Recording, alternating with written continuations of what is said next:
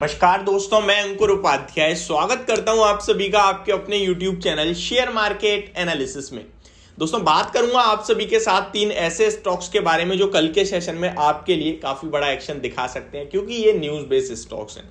यहाँ पे कुछ ऐसे स्टॉक है जिनमें गिरावट होगी और कुछ ऐसे स्टॉक है जो कल आपके लिए आखिरी दिन है अगर आप डिविडेंड के लिए एलिजिबल होना चाहते हो तो चलिए स्टार्ट करते हैं एक एक करके सारे स्टॉक्स को डिस्कस करना। सबसे पहले मैं आपको उन स्टॉक्स के बारे में बताना चाहूंगा जो कहीं ना कहीं एक गिरावट के संकेत देते हुए दिख सकते हैं आपको कल के सेशन में। रीजन ये है कि आप सभी को पता होगा, जब भी कोई स्टॉक मार्केट में आता है तो आईपीओ के द्वारा आता है, ठीक है। जब आईपीओ से स्टॉक आता है तो उसमें बहुत सारे पोर्शंस होते हैं, बहुत सारी कैटेगरी के लिए, लाइक रिटेल कैटेगरी के लिए, एचएनआई कैटेगरी, क्यूआईबीज के लिए एंकर बुक होती है। तो एंकर बुक में जो पैसा लगाता है उनका पैसा लॉक हो जाता है, कुछ 1 महीने के लिए होते हैं और प्रमोटर्स वगैरह के 1 साल के लिए होते हैं। यहाँ पे जो 1 साल वाले लोग हैं जिनका पैसा 1 साल के लिए ब्लॉक होता, उनका वो कहीं ना कहीं लॉक इन पीरियड एंड हो गया, स्केप हो गया है। तो अब वो चाहे तो अपने स्टॉक्स की सेलिंग कर सकते हैं। तो ये एक रीजन है इन स्टॉक्स में कहीं ना कहीं गिरावट हो सकती है। तो चलिए स्टार्ट करता हूं। 2 स्टॉक्स हैं ऐसे, दोनों का नाम आपके साथ शेयर करता हूं, इनफैक्ट 3 है। सबसे पहला स्टॉक है गो फैशन का। गो फैशन के स्टॉक के बारे में आप सभी के साथ शेयर करूं तो यहां पे आपने अराउंड 1400 तक के हाईज देखे हैं और अभी स्टॉक अराउंड 1100 में एग्जैक्ट प्राइस आपको बता देता हूं। गो फैशन की बात करें तो 1136 के लेवल्स पे इस टाइम स्टॉक आपको फ्राइडे के सेशन में क्लोजिंग देता हुआ दिखा है। इस स्टॉक की पहले मैं आपको लॉक इन की डिटेल दे देता हूं। गो फैशन 25 नवंबर को लॉक इन से एंड हुआ, यानी फ्राइडे के सेशन में। सैटरडे संडे पड़ गया। अब मंडे कल 28 नवंबर है जब एक्शन हो सकता है, यानी जो जिनके पास शेयर हैं वो चाहे तो बेच सकते हैं। कितनी परसेंट इक्विटी लॉक इन में थी मैं आपको ये बताना चाहूंगा। 47% इक्विटी, यानी नंबर ऑफ शेयर जो है वो 47% इक्विटी अभी तक लॉक थी, यानी कि बेच नहीं सकते थे।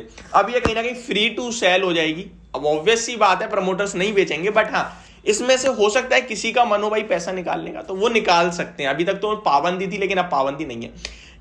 गिर इसलिए सकते हैं क्योंकि जब भी कोई इंसान बेचना चाहता है तो उसको खरीदने वाले को उसके मन का पसंद का भाव देना होता है। अब ऐसा नहीं है ना कि यार 1000 का शेयर है, खरीदने वाले बोलते मेरे को 500 रुपए पे चाहिए, तो मिलेगा ही नहीं। लेकिन 2, 4, 5, 7, 10 इतने परसेंट तक का उन्हें कहीं ना कहीं कंसेशन दिया जाता है, डिस्काउंट दिया जाता है। फॉर एग्जांपल अगर किसी को यहाँ पे 2-3% की इक्विटी सेल करनी है तो ऑब्वियस बात है उसे एक बड़ा बायर चाहिए, जो कि बड़ा बायर हो सकता है अभी 1136 पे, बोल दे भाई मेरे को 1050 पे चाहिए, वो आएगा स्टॉक नीचे। तो इस तरीके से कभी कभार इस तरीके के स्टॉक्स में गिरावट हो जाती है जब भी किसी लॉक इन का एंड होता है या कोई बड़ी इक्विटी सेल होती है, आपने देखा होगा नॉर्मली मार्केट्स में। नेक्स्ट स्टॉक के बारे में बात करते हैं। मैं एक चीज और बता दूं क्लियरली, ये मेरी सेलिंग की राय नहीं है। आपको जिसके पास है वो होल्ड कर सकता है, ये स्टॉक अच्छा है, गिरता है तो और खरीदें, बट अभी फ्रेश एंट्री के लिए मैं आपसे इग्नोर करने के लिए कहूंगा, क्योंकि और ये नहीं है कि केवल कल के लिए, 1-2 हफ्ते कम से कम वेट करें, क्योंकि धीरे धीरे मूड बनता है लोगों का बेचने का, सेल करने का। एक साथ सब सेल करने निकल जाएंगे तो बायर ही नहीं मिलेंगे, तो धीरे धीरे लोग आएंगे खरीदने। तो ये कहीं ना कहीं अभी इसमें बल्क ट्रेड होते हुए आपको दिख सकते हैं। नेक्स्ट है रोलेक्स, जो वॉचेस होती हैं, प्रीमियम वॉचेस, उसमें एक स्टॉक आया था एथोस लिमिटेड, आपको याद होगा। इस स्टॉक की बात करें तो इस स्टॉक ने भी लोगों को अच्छा पैसा बना के दिया, अराउंड 918 रुपीज पे क्लोजिंग देता हुआ दिखाई आपको फ्राइडे के सेशन में स्टॉक। और स्टॉक की बात करें अभी रिसेंटली इस स्टॉक ने 1147 के हाई लगाए हैं, लॉक इन से थोड़ा पहले ही ऑलरेडी गिर चुका है। चार्ट पैटर्न तो इंटरेस्टिंग दिख रहा है, बट कहीं ना कहीं अब फ्री टू इक्विटी सेल हो जाएगी। लगभग 60% इक्विटी ऐसी है जो फ्री टू सेल है, यानी कि बेच सकते हैं चाहें तो यहाँ भी आपको हो सकता है थोड़ी बहुत करेक्शन दोबारा देखने को मिले। बट मैं इसमें आपसे ये कहूंगा कि अगर ये स्टॉक जब तक एक लेवल देना चाहूंगा मैं आपको 870 का ब्रेक ना करे, जो कि इसका 15 नवंबर का लो है, उसके बाद स्टॉक दोबारा ऊपर ही आ रहा है, तब तक कहीं ना कहीं आपको थोड़ा चिंता नहीं करनी चाहिए, क्योंकि स्टॉक में गिरावट हुई, अब धीरे धीरे रिकवर हो रहा है और रिकवरी जो बनेगी मैक्सिमम वो बननी चाहिए 988 तक। तो ये चार्ट पैटर्न इंटरेस्टिंग दिख रहे हैं, इस पर थोड़ा सा मैं आपको वेट करने के लिए कहूंगा। नेक्स्ट स्टॉक है मेरा ई मुद्रा। हालांकि मैंने 3 स्टॉक की बात करी थी, पर यहाँ पे 4 स्टॉक की बात हो गई है। इसके बाद एक और स्टॉक दूंगा जो डिविडेंड पे है। ई मुद्रा के बारे में बात करें तो ये इसका लॉक इन पीरियड भी एंड हो रहा है और 51% इक्विटी ऐसी है जो कहीं ना कहीं फ्री टू सेल हो जाएगी। 311 पे क्लोजिंग देता हुआ दिखा है, 398 का इसका हाई है। स्टॉक ने अभी रिसेंटली हाई लगाया है, स्टॉक अभी नीचे आ गया है। मेरे हिसाब से इसका भी चार्ट पैटर्न इंटरेस्टिंग है और ये स्टॉक कहीं ना कहीं अपने सपोर्ट्स के पास ही ट्रेड कर रहा है। 300 के पास एक स्ट्रॉन्ग सपोर्ट है, अगर वो ब्रेक होगा तो स्टॉक में बड़ी वाली गिरावट आएगी, फिर बहुत बड़ी गिरावट हो जाएगी, 250 तक के लेवल्स आ सकते हैं।